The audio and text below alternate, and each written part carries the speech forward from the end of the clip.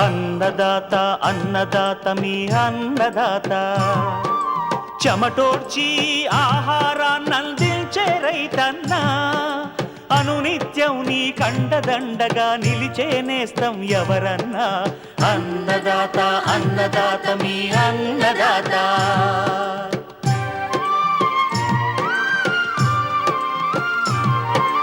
నూతన రీతుల సాగుబడికి నూరింతలు పెరిగే దిగుబడికి సూచనలిచ్చే సస్య రక్షణకు పశు పోషణకి శాస్త్ర విజ్ఞానం అందించి ముందుకు నడిపే తెలుగు రైతు భారతదేశానికి మకుటం అయ్యేలా తీర్చిదిద్దే ఆశయంతో మిమ్ము మేలు కొలిపేది అన్నదాత అన్నదాత అన్నదాత మీ అన్నదాత అన్నదాత అన్నదాత మీ అన్నదాత.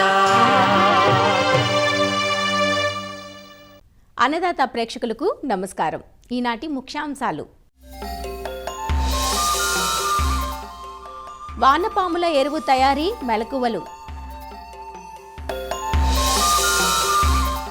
వివిధ పంటల్లో పొగాకు లద్దె పురుగు నష్టం సమగ్ర సస్యరక్షణ చర్యలు,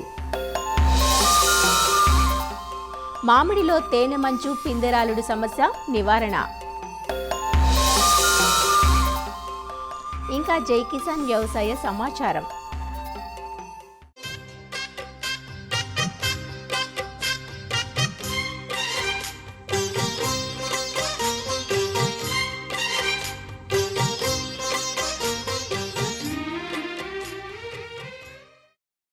ఉభయ తెలుగు రాష్ట్రాల్లో సాగవుతున్న మామిడి తోటలు పూత నుంచి పిందె దశలో ఉన్నాయి.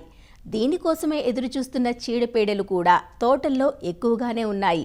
ముఖ్యంగా ప్రధాన సమస్య అయిన తేనె మంచు పురుగు ఎక్కువగా కనిపిస్తున్నట్టు గమనించారు. దానికి తోడు పిందె దశలో ఉన్న తోటల్లో పిందెరాలుడు కూడా సమస్యగా మారింది. మామిడి తోటల్లో కనిపిస్తున్న తేనె మంచు పురుగు, పిందెరాలుడు సమస్య నివారణకు సూచనలు అందిస్తున్నారు నెల్లూరు జిల్లా ఉద్యానవనాధికారి సుబ్బారెడ్డి. ఇప్పుడంతా కూడా మామిడి పూత మరియు సన్న పిండి దశలో ఉంది. మరి ఈ దశలో మామిడికి ఎక్కువగా తేనెమంచు పురుగు బెడద అనేది ఎక్కువగా ఉంటుంది. మరి ఈ తేనెమంచు పురుగు మామిడి ఈ పూగుత్తుల్లో ఉండే రసాన్ని పీల్చిన దానివల్ల మామిడి పూత మాడిపోయినట్లు అయిపోతుంది.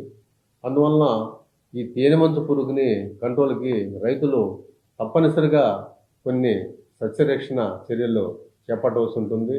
ఇందులో భాగంగా ఈ తేనెమంచు పురుగు కంట్రోల్కి ఈ పిప్రోనిల్ అనే మందును 2 ml 1 లీటర్ నీళ్ళకి కానీ, లేక ఎస్ఫేట్ అనే మందును 1.5 గ్రాము మందును 1 లీటర్ నీటికి కానీ, లేక బిప్రోబిజన్ అనే మందును 1 ml 1 లీటర్ నీటి కానీ కలిపి స్ప్రే చేసుకున్నట్లయితే ఈ తేనెమంచు పురుగుని మనం సమర్థవంతంగా నివారించుకోవచ్చు.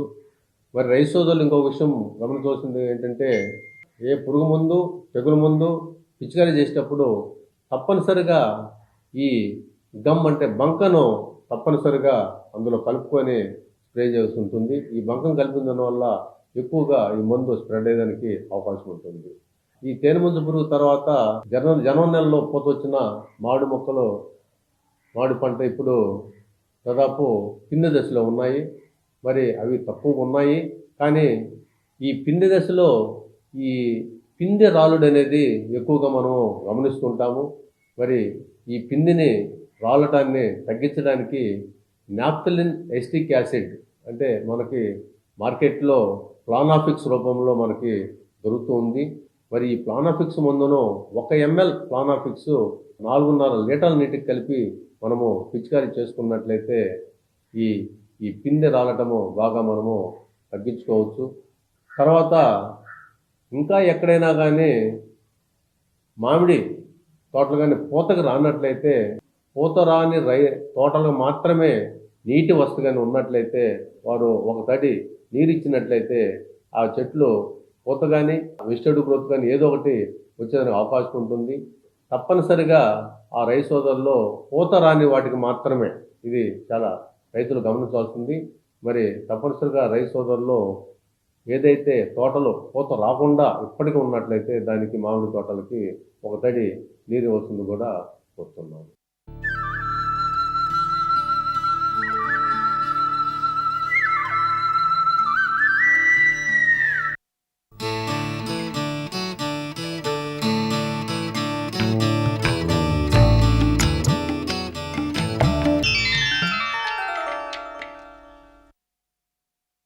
అధిక దిగుబడుల సాధనే ధ్యేయంగా సాగుతున్న నేటి వ్యవసాయంలో భూములు సారాన్ని కోల్పోయి నిర్జీవమవుతున్నాయి.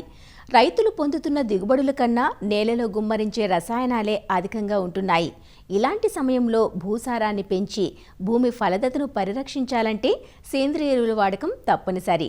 సేంద్రియ ఎరువు అంటే ఒక్క పశువుల ఎరువే కాదు, జీవన ఎరువులు, పచ్చిరొట్టె ఎరువులు, వర్మి కంపోస్ట్ కూడా వస్తాయి. వానపాముల విసర్జితమే వర్మి కంపోస్ట్.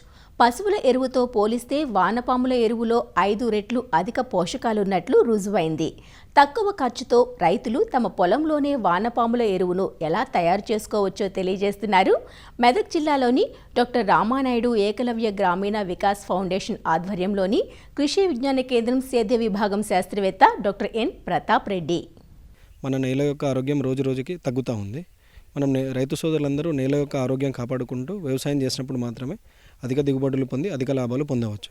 సేంద్రియ ఎరువుల పాత్ర చాలా కీలకమైనది. ఇందులో మనకు వానపాముల ఎరువు అనేది చాలా ముఖ్యమైన ఎరువు. పేడతో పోల్చుకున్నప్పుడు ఈ వానపాముల ఎరువులో 3 నుంచి 5 రెట్లు పోషకాలు ఎక్కువగా ఉన్నాయని వివిధ పరిశోధనల్లో తేలింది. నత్రజని కానీ, భాస్వరం కానీ, పొటాషియం కానీ, అంతేకాకుండా ఇందులో వివిధ మైక్రోన్యూట్రియంట్లు కూడా లభ్యమవుతుండడం వలన నేలలోని సేంద్రియ కార్బనం మెరుగుపడి మనకు దిగుబడులు పెరిగి రైతులు అధిక లాభాలు పొందవచ్చు. వానపాముల ఎరువులో మనకు కావాల్సిన అంశాలు ఏంటంటే వానపాములు మరియు సేంద్రియ వ్యర్థ పదార్థాలు. ఇందులో మనం వానపాములు చూసుకున్నట్టయితే భూమి పై పొరల్లో ఉండి లోపలికి వెళ్లకుండా ఉండి సేంద్రియ వ్యర్థాలని తినే వానపాములని మనం ఎంచుకోవాలి. ఇందులో అయితే యూట్రిల్లస్ యుజినా ఒకటి, ఐసినియా ఫొటిడా ఒకటి, ఈ 2 రకాల వానపాములను మనం ఎంచుకోవాలి. అలాగే ఈ సేంద్రియ వ్యర్థ పదార్థాలు చూసుకున్నట్టయితే పంట యొక్క అవశేషాలు కానీ, పేడ కానీ మాగినదిగా ఉన్నప్పుడు మాత్రమే మనం వాడుకోవాలి. అలాగే ఈ పంట యొక్క అవశేషాలని వాడేటప్పుడు ఎంత చిన్న ముక్కలుగా చేసుకుంటే అంత మంచిది. ఎందుకు అంటే తొందరగా మాగి తొందరగా వానపాముల ఎరువుగా కన్వర్ట్ కావడానికి ఆస్కారం ఉన్నది. అయితే కమర్షియల్గా చేసుకున్నప్పుడు రైతు సోదరులందరూ షెడ్ నిర్మించుకోవడం అనేది జరుగుతుంది. షెడ్ చుట్టుపక్కల మనం 2 ఫీట్ హైట్ కూడా వేసుకొని షెడ్ నిర్మించుకోవాలి. ఇందులో బెడ్ చూసుకున్నప్పుడు మాత్రం 1 మీటర్ వెడల్పు మరియు లెంత్ చూసుకున్నప్పుడు మాత్రం మనకు ఎంతైతే వ్యర్థ పదార్థాలు మరియు పేడ ఉందో దాన్ని బట్టి మనము లెంత్ అనేది నిర్ణయించుకోవాలి. నిర్ణయించుకున్న తర్వాత హైట్ అనేది మనము 2 ఫీట్ అంటే 60 సెంటీమీటర్స్ అనేది దాటకుండా చూసుకోవాలి. ఇందులో వేసుకున్నప్పుడు ఏంటంటే మనం కింద గడ్డి వేసుకున్న తర్వాత ఒక లేయర్ ఆవు పేడ మరియు ఒక లేయర్ వ్యర్థ పదార్థాలు వేసుకోవాలి. అలా 2 ఫీట్ హైట్ వచ్చే వరకు లేయర్స్ లాగా వేసుకొని ఈ ఎరువు అనేది తయారు చేసుకోవడం జరుగుతుంది. ఇలా వేసుకున్న తర్వాత మనం ఒక 7 నుంచి 10 రోజుల వరకు నీళ్లు అనేది చిలకరిస్తూ ఉండాలి. పేడ కానీ ఈ పంట అవశేషాలు కానీ మాగి అందులో ఏమైనా యాసిడ్స్ రిలీజ్ అయినా కానీ బయటకు వెళ్ళిపోవడం జరుగుతుంది. కాబట్టి వానపాములకు ఎటువంటి ఇబ్బంది లేకుండా ఉంటుంది. దీని తర్వాత మనము ఆ బెడ్డుని కదిలిచ్చే వానపాములను అనేది వదలాలి. 1 చదరపు మీటర్ బెడ్డుకి 700 నుంచి 1000 వానపాములు వదలడం అనేది జరుగుతుంది. ఇలా వదిలిన తర్వాత మనకి 55 రోజుల నుంచి 60 రోజుల్లో వానపాముల ఎరువు అనేది తయారవుతుంది. ఇది కమర్షియల్గా చేసుకునే రైతులు చేసుకోవాల్సిన విధానం.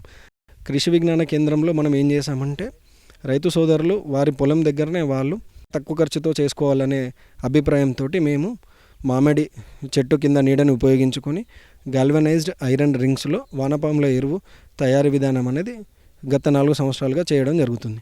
ఈ రింగు అనేది 2 ఫీట్ హైట్ ఉండి 1.6 మీటర్ డయామీటర్ ఉండి 5 మీటర్ సర్కంఫరెన్స్ ఉంది. ఈ రింగు చుట్టూ మనము 75% గ్రీన్ షేడ్ నెట్ అనేది చుట్టడం జరుగుతుంది. అలాగే సేంద్రియ వ్యర్థాలను నింపేటప్పుడు కింద కూడా మనం షేడ్ నెట్ అనేది వేయడం జరుగుతుంది. మనకి ఈ వానపాములు అనేటివి భూమి లోపలికి వెళ్ళిపోకుండా వానపాములను మనం కాపాడుకోవడం జరుగుతుంది. అలాగే ఈ రింగులో మనము 1000 కేజీల వ్యర్థ పదార్థాలని నింపుకోవడం జరుగుతుంది. 700 కేజీల పేడ మరియు 300 కేజీల పంట అవశేషాలని లేయర్స్ లాగా వేయడం జరుగుతుంది. వేసిన తర్వాత ఒక వారం రోజులు నీళ్లు అనేది పెట్టడం జరుగుతుంది. ఈ నీళ్లు పెట్టేటప్పుడు మనం చాలా జాగ్రత్త వహించాలి. ఎందుకంటే మనకు తేమ శాతం ఎక్కువైతే ఈ వానపాములు అనేది చనిపోవడం జరుగుతుంది. కాబట్టి తేమ శాతం అనేది తగినంతగా ఉండేటట్టు చూసుకోవాలి. మనం 1000 కేజీల ఈ సేంద్రియ వ్యర్థ పదార్థాలు వేసిన తర్వాత మనము నీళ్లు పెట్టిన తర్వాత వారం రోజుల తర్వాత మనం ఇందులో వానపాములు వదలడం అనేది జరుగుతుంది. పూర్తిగా ఈ రింగులో మనము 10 కేజీల వానపాములు వదలడం అనేది జరుగుతుంది. ఈ రైతు సోదరులు ముఖ్యంగా గమనించాల్సింది ఏంటంటే ఈ వానపాముల ఎరువు తయారీలో గడ్డిని కానీ మనము గోనె సంచులతో కానీ బెడ్ మీద కప్పుకున్నప్పుడు పక్షుల నుంచి కానీ ముఖ్యంగా కొంగల నుంచి కానీ లేకుంటే పాముల నుంచి కానీ లేదంటే చీమల నుంచి కానీ మనం వానపాములని కాపాడుకోవడం జరుగుతుంది. 30వ రోజు నుంచి ఎరువు అనేది రావడం జరుగుతూ ఉంది. పూర్తిగా మనకి 60 రోజుల్లో ఎరువు అనేది తయారవుతూ ఉంది. మనకు ఒక్క రింగ్ నుంచి వచ్చేసి 1000 కేజీల వ్యర్థ పదార్థాలు మనం వాడినప్పుడు 400 కేజీల వానపాముల ఎరువు అనేది మనకు లభ్యమవుతూ ఉన్నది. ఒక రైతు సోదరుడు అతనికి కావాల్సిన వానపాముల ఎరువు షెడ్డులోనే కాకుండా తన పొలం దగ్గర ఏదైనా ఒక చెట్టు ఉంటే ఆ చెట్టు నీడ కింద కూడా 4 రింగులు పెట్టుకొని స్వయంగా తయారు చేసుకోవాల్సిందిగా మా ఆలోచన. ఇందులో మనకి ఏంటంటే ఒక చెట్టు చుట్టూ 4 రింగులు పెట్టుకున్నప్పుడు ఒక సైకిల్కి 1600 కేజీల వానపాముల ఎరువు అనేది వస్తుంది. కలెక్షన్ చేసిన వర్మీ కంపోస్ట్ని 2 to 3 mm సీవ్లో సీవింగ్ చేసుకున్న తర్వాత 40 కేజీల బ్యాగులో ప్యాకింగ్ చేసి కేజీ 10 రూపాయల చొప్పున బ్యాగు 400 రూపాయల చొప్పున రైతు సోదరులకు అందించడం జరుగుతుంది. ఎవరైనా రైతు సోదరులు వానపాముల ఎరువు కావాలన్నా మన దగ్గర వచ్చి తీసుకెళ్ళవచ్చు. ఎవరైతే రైతు సోదరులు చేసుకోవాలని ఆసక్తి ఉన్న వాళ్ళు మమ్మల్ని సంప్రదిస్తే వానపాముల ఎరువు తయారీ గురించి మేము రైతు సోదరులకు ట్రైనింగ్ ఇచ్చి వివరించడం అనేది జరుగుతూ ఉంది.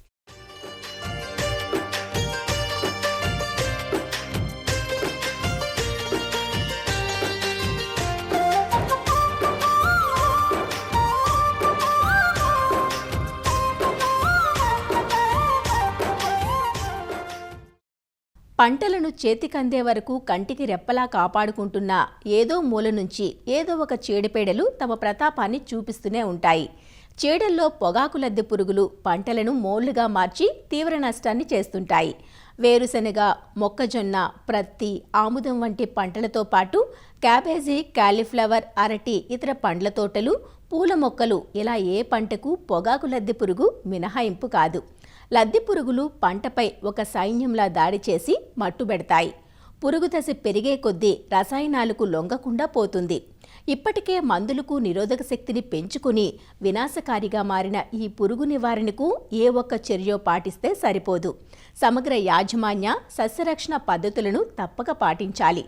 వివరాలు తెలియజేస్తున్నారు ఆచార్య ఎన్జీ రంగా వ్యవసాయ విశ్వవిద్యాలయం, శ్రీకాకుళం జిల్లా నైరా వ్యవసాయ కళాశాల విస్తరణ విభాగం అధ్యాపకులు డాక్టర్ డి చిన్నమనాయుడు.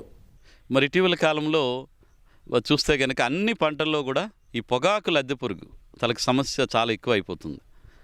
దాన్ని మనం స్పోడోప్టరా అని పిలుచుకుంటాం ఇంగ్లీష్లో. ఈ పొగాకు లద్దె పురుగు ఏంటంటే ఎక్కువ రకాల పంటల్లో ఇది ఆశ్రయం పొందుతుంది కాబట్టి జీవిత చక్రాన్ని కంప్లీట్ చేసుకోవడానికి కావలసిన పంటలు నిరంతరం కూడా అందుబాటులో ఉండటం వల్ల ఈ పొగాకు లద్దె పురుగు అనేది ఎక్కువ సమస్యగా మరి మారుతుంది. అన్ని పంటల్లోనూ మనం తీసుకుంటే అపరాల పంటల్లో కానీ, వేరుశెనగ పంటల్లో కానీ, అలాగే ఇటీవల కాలంలో మొక్కజొన్న పంటల్లో ఈ లద్దె పురుగుల్లో పొగాకు లద్దె పురుగుల్లో వేరే రకం ఫ్యూజీపెరడా అని చెప్పేసి స్పోడోప్టరా ఫ్యూజీపెరడా అని చెప్పి అది మొక్కజొన్నలో ఎక్కువగా మన కత్తెర పురుగు రూపంలో ఒక 4-5 సంవత్సరాల నుంచి ప్రధాన సమస్యగా మారిపోయింది. వీటికున్న 4 దశల్లో గుడ్డు దశ, గొంగల పురుగు దశ, కోసేస్త దశ, అదేమో తల్లి పురుగు దశ. ఈ 4 దశల్లో మనం చూసుకుంటే మనకు పంటకి బాగా నష్టపరిచేది ఎక్కువ ఏంటంటే గొంగల పురుగు దశ. అది కాయను తొలచడం కానీ, కాండాన్ని తొలచడం కానీ, ఆకులు తినేయటం కానీ, ఇలాగ రకరకాలుగా పంటని నష్టపరుస్తుంది. పొగాకు లద్దె పురుగుని మనం నివారించాలంటే రసాయన మందులు ఒక్కటే కాకుండా సమగ్రమైనటువంటి వ్యవసాయ విధానాలు పాటించాలి. ఒకటి పంట మీద పురుగు కనిపించినప్పుడు ఒకటే కాదు, పంట వేయబోయే ముందు కూడా మనం జాగ్రత్తలు ఏంటంటే మన వేసవిలో వీలైతే కనుక లోతు దుక్కులు ఒకసారి చేస్తే ఈ లోపల భూమిలో ఉన్నటువంటి ఈ కోసెస్ దశలు కానీ, పంట తీసిన వ్యర్థాల్లో ఉండే కాండాల్లో కూడా ఈ కోసెస్ దశలు ఏవైతే ఉంటాయో అవి నాశనం చేయాలంటే వేసవిలో కూడా లోతు దుక్కులు అనేవి మనం తప్పనిసరిగా చేసుకోవాల్సిన అవసరం ఉంటుంది. వేప నూనె అయితే కనుక 5 మిల్లీలీటర్లు 1 లీటర్ నీటి కలిపి పిచికారీ చేయడం. వేప కషాయం కానీ నూనె గుడ్ల మీద పనిచేస్తుంది, గొంగలి పురుగు మీద పనిచేస్తుంది, కోసెస్ దశ మీద కూడా పనిచేస్తుంది. ఈ వేప మందు పిచికారీ చేస్తే ఆ వాసనకి తల్లి పురుగులు కూడా ఆ పొలానికి రాకుండా ఉంటాయి, గుడ్లు పెట్టకుండా ఉంటాయి. అదేవిధంగా ఫిరమోన్ ట్రాప్స్ని పంట వేసిన తర్వాత ఒక 15-20 రోజుల నుంచి కూడా పంట నుంచి ఒక అడుగు ఎత్తులో వీటిని ఏర్పాటు చేసుకోవడం, పంట పెరుగుతున్న కొద్దీ ఆ ఫిరమోన్ ట్రాప్ పెట్టేటువంటి ఎత్తును పెంచుకుంటూ రావాలి. అంటే కర్ర తాలూకా పొడవుని పెంచుకుంటూ వచ్చి మనం ఫిరమోన్ ట్రాప్స్ పెట్టుకుంటే అందులో రెక్కల పురుగులు పడిపోతాయి. అవి కూడా మగ రెక్కల పురుగులు పడతాయి. మనకు ఒక రాత్రికి 4 లేదా 8 రెక్కల పురుగులు పడ్డాయంటే ఉధృతిని కూడా అంచనా వేయడానికి కూడా మనకి ఈ ఫిరమోన్ ట్రాప్స్ అనేవి ఒక ఆలోచన ఇస్తాయి. ఇవి ఒక నిఘాకి పనికి వస్తాయి, పురుగు ఉందా లేదని తెలుసుకుంటాం. ఎక్కువగా ఉంటే అప్పుడు మందుల పిచికారీ మీద దృష్టి పెట్టడానికి మనం ప్రయత్నం చేయొచ్చు. పంట కన్నా ఒక అరడుగు ఎత్తులో ఈ పంగల కర్రలు పెట్టేసి ఉంటే దాని మీద పక్షులు వచ్చి వాళ్తుంటాయి. పక్షులు ఆ గొంగల పురుగులు ఏరి తినేయడానికి అవకాశం ఉంటుంది. తద్వారా కూడా మనం కొంతవరకు పురుగు తాలూకా ఉధృతిని తగ్గించుకోవడానికి ఆస్కారం ఉంటుంది. ఒక్కోసారి 4, 5, 6 దశలు ఒక్కోసారి రసాయనాలు కూడా లొంగవు. అలాంటప్పుడు ఈ విషపేర తయారు చేయడానికి ప్రయత్నం చేయాలి. తవుడు ఒక 5 నుంచి 10 కిలోలు, దానికి ఈ మోనోక్రోటోఫాస్ కానీ లేదంటే క్లోరిఫైరిఫాస్ ఒక 1/2 లీటరు తవుడు బెల్లాన్ని ముందుగా కలిపేసి తదుపరి ఈ రసాయన మందుని కలిపి మనం కానీ ఉంటే అది ఫెర్మెంట్ అవుతుంది. మీకు బెల్లం కానీ తవుడు కలిపిన తర్వాత ఫెర్మెంట్ అయితే ఒక రకమైన పులిసిన వాసన వస్తుంది. అలాంటప్పుడు ఈ కలిసిన మిశ్రమాన్ని చిన్న చిన్న ఉండలుగా చేసి మనం సాయంత్రం పూట కనుక పొలంలో అక్కడక్కడ పడేస్తే ఈ పులిసిన వాసనకి అట్రాక్ట్ అయ్యి ఈ పొగాకు లద్దె పురుగు గొంగల పురుగులు మనం వేసిన విషపు ఎర తిని 1 రోజు 2 రోజుల్లోనే అవి చనిపోవడం అనేది జరుగుతుంది. మనం ఈ విధంగా వేప మందు పిచికారి, ఫెరమోన్ ట్రాప్స్, లింగాకర్షక బుట్టలు పెట్టడం, విషపు ఎర తయారు చేయడం, అదేవిధంగా పక్షి స్థావరాలు పెట్టడం, ఇలాంటి పద్ధతులన్నింటినీ కూడా చూసినప్పటికీ ఇంకా సమస్య ఉంది, ఎక్కువ నష్టం కలుగుతుంది. అప్పుడు మనం రసాయనాల మీదకి వెళ్ళాలి. క్లోరిఫైరిఫాస్ అయితే కనుక 2.5 ml 1 లీటర్ నీటికి కలిపి పిచికారి చేసుకోవడం కానీ, లేదా థయోడికార్బ్ అనేటువంటి మందు అదే లార్విన్ పేరుతో దొరుకుతుంది, అది 1 గ్రాము 1 లీటర్ నీటికి కలిపి పిచికారి చేయడం కానీ, నొవాల్యురాన్ రీమాన్ అని పేరుతో దొరుకుతుంది, అది 1 మిల్లీలీటరు 1 లీటర్ నీటికి పిచికారి చేసుకోవటం. అదేవిధంగా మొక్కజొన్నలో వచ్చేటువంటి ఈ ఫీజిపెరడా రకానికి చెందినటువంటి పొగాకు లద్దె పురుగు అయితే కనుక ఈ ఎమామెక్టిన్ బెంజేట్ అనేటువంటి మందు అయితే కనుక 0.4 నుంచి 0.5 గ్రాములు అంటే ఎకరానికి 80 గ్రాముల నుంచి 100 గ్రాముల ఎమామెక్టిన్ బెంజేట్ మందుని 200 లీటర్ల నీటిలో కలిపి మొబ్బుల్లో కొట్టాల్సి ఉంటుంది. ఆ విధంగా మనం కంట్రోల్ చేయొచ్చు. ఏ పంటలైనా కానీ, అది వేరుశెనగ అయినా కానీ, అపరాల పంటలైనా, కూరగాయల పంటలైనా, మొక్కజొన్న అయినా ఈ స్పైనోసాడ్ మందు కూడా మనకు 0.3 ml 1 లీటర్ నీటి కలిపి పిచికారి చేసుకుంటే మరి పొగాకు లద్దె పురుగు అనేది సమర్థవంతంగా నివారించుకోవడానికి అవకాశం ఉంటుంది.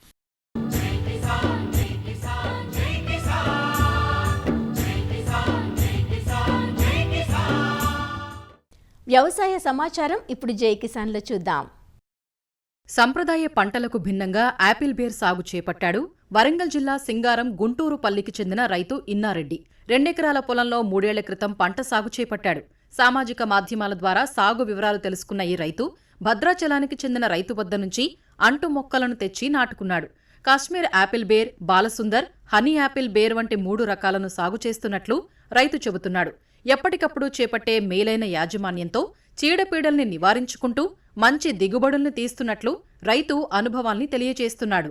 నేను ఇక్కడ రెడ్ యాపిల్ బేర్ 2 ఎకరాలలో సాగు చేస్తున్నాను. అంతకుముందు పత్తి, మిర్చి, మొక్కజొన్న ఇవి పండించేవాళ్ళం. తర్వాత డిఫరెంట్గా చేద్దామని ఆలోచన చేసే వరకు మాకు యూట్యూబ్లో ఈ వంగడం దొరికింది. భద్రాచలం పోయి ఆయన ఫీల్డ్ చూసి మళ్ళీ అక్కడ నుంచి సీడ్ సెలెక్షన్ చేసుకొని తీసుకొచ్చి వేసినాము. 2 acresలో వేసినాము. 3 years అవుతుంది. ఫస్ట్ ఇయర్ మనకు వచ్చేసి ఒక్కొక్క చెట్టుకి 10 kgల వరకు వచ్చింది. సెకండ్ ఇయర్ వచ్చేసే వరకు 27 కిలోలు వచ్చేసింది. మనకు మెయిన్ ఏంటంటే ప్రతి సంవత్సరం మే ఎండింగ్ కల్లా మనం ప్రూనింగ్ చేయాలి.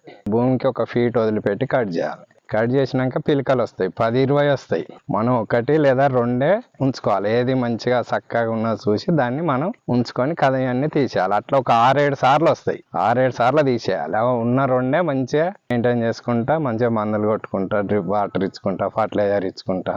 డ్రిప్ ఫర్టిలైజర్ ఎక్కువ ఇవ్వాలి. అప్పుడే చెట్టు మంచిగా వస్తుంది, నీట్గా వస్తుంది. మనకి పూత స్టార్ట్ అయిన అంతకుముందు తక్కువ 1-2 సార్లే మనం పెస్టిసైడ్స్ కొడతాం. పూత స్టార్ట్ అయిపోయింది ఎప్పుడైతే స్టార్ట్ అవుతుందో ప్రతి 10 days 15 days మనం పురుగు చూసుకుంటూ ఉండాలి. ఆకు వెనక గుడ్లు పెడుతుంది. ఇది ఒక్కొక్కటి మనకి ఫస్ట్ పడ్డప్పుడు 140 rupees పడ్డది. ఫస్ట్ సంవత్సరం మనకి మొక్కలో పెట్టుబడి వెళ్ళింది ఆడికి వచ్చింది సార్. సెకండ్ ఇయర్ మనకి ఖర్చులన్నీ పోను ఒక 4 lakhs మిగిలింది 2 acresలో. ఈ సంవత్సరం కొంచెం తక్కువ, అంటే వాతావరణం పైరలు బాగా వచ్చి కొద్దిగా క్రాప్ తక్కువ అయింది. ఈ సంవత్సరం పెద్దగా డ్యామేజ్ ఏం కాలే కానీ కొద్దిగా తగ్గుద్ది. కాశ్మీర్ రెడ్ యాపిల్ బేర్ ఒకటి ఉంది, బాలసుందర్ ఒకటి ఉంది, ఇంకోటి హనీ యాపిల్ బేర్ అని చిన్న ఉంటాయి, స్వీట్ ఉంటాయి. రిలయన్స్లలో అమ్ముతారు సార్ ప్యాక్ చేసి 140 half kg. ఆ ఫ్రూట్ కూడా ఒక 10 plants ఉన్నాయి. యాపిల్ బేర్ సాగులో రైతుకు అవసరమైన సాగు పరిజ్ఞానాన్ని ఎప్పటికప్పుడు తెలియచేస్తున్నట్లు మామునూరు కేవీకే శాస్త్రవేత్తలు చెబుతున్నారు. అధిక ఎండల్ని తట్టుకుని తక్కువ నీటి వినియోగం ఉన్న ఇలాంటి పంటల్ని అవకాశం ఉన్న రైతులు సాగు చేసుకోవాలని సూచిస్తున్నారు. ఇన్నారెడ్డి గారు ప్రస్తుతం సాంప్రదాయ పంటలైనటువంటి వరి, మొక్కజొన్నలో దిగుబడులు తగ్గడం వల్ల ఒకసారి పంట వేస్తే సంవత్సరం మొత్తంగా ఆదాయం రావాలనే ఉద్దేశంతో ఈ కాశ్మీర్ యాపిల్ బేర్ని సాగు చేయడం జరుగుతుంది. ప్రస్తుతం ఈ పంట అయితేనేమో 3 సంవత్సరాల వయసులో ఉంది.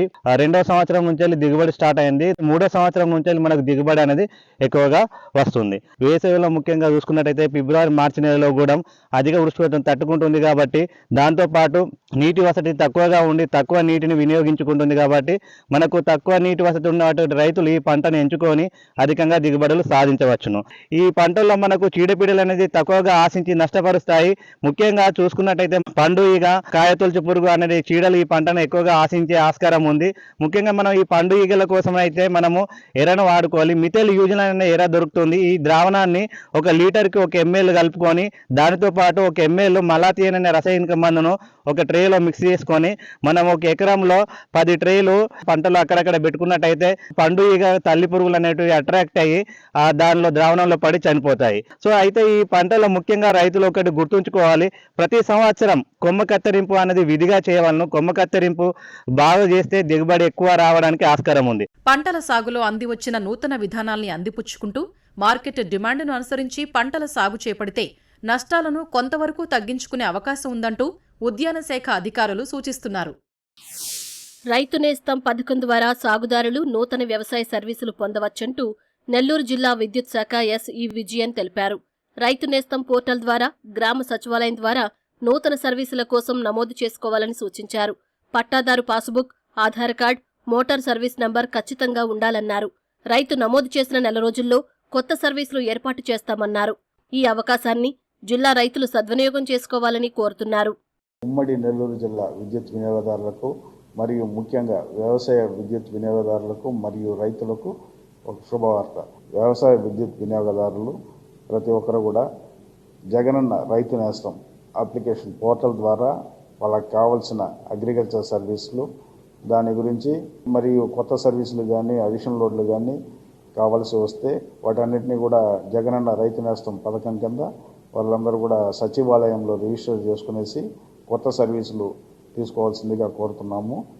నిర్ణీత కాల పరిమితి వ్యవధిలోనే పరిశీలించబడతాయి. మరియు ఒక హెచ్పికి 1200 లెక్కన మరియు డెవలప్మెంట్ ఎస్టీ 40 రూపాయల హెచ్పికి లెక్కన వాళ్ళు కట్టాల్సి ఉంటుంది. అదేవిధంగా 3 పోళ్ళు మించి ఉంటే ఎస్టిమేట్ కాస్ట్ కూడా కట్టాల్సి ఉంటుంది. ఈ ఎస్టిమేట్లన్నీ కూడా జీపీఎస్ సర్వే ద్వారా వేయడం జరుగుతుంది. ఈ నెల్లూరు జిల్లాలో 269 సబ్స్టేషన్లు, 648 ఫీడర్ల ద్వారా 2,16,000 మంది వినియోగదారులకి, వ్యవసాయ వినియోగదారులకి సేవ చేయడం జరుగుతుంది. వీళ్ళకి సర్వీసులకి ఎటువంటి టార్గెట్ అనేది లేదు. ఎన్ని సర్వీసులైనా ఎంతమందికైనా ఇస్తారు. మరిన్ని విభిన్నాంశాలతో రేపటి అన్నదాతలో మళ్ళీ కలుసుకుందాం. అంతవరకు సెలవు, నమస్కారం. అన్నదాతలు తమ సందేహాలు, సమస్యలను 18004254085 టోల్ ఫ్రీ నంబర్లో ఉదయం 10 నుంచి 11 గంటల మధ్య పని దినాల్లో సంప్రదించగలరు. ఈ కార్యక్రమాన్ని యూట్యూబ్లో www.youtube.com/అన్నదాత ఈటీవీ లింక్ ద్వారా వీక్షించవచ్చు.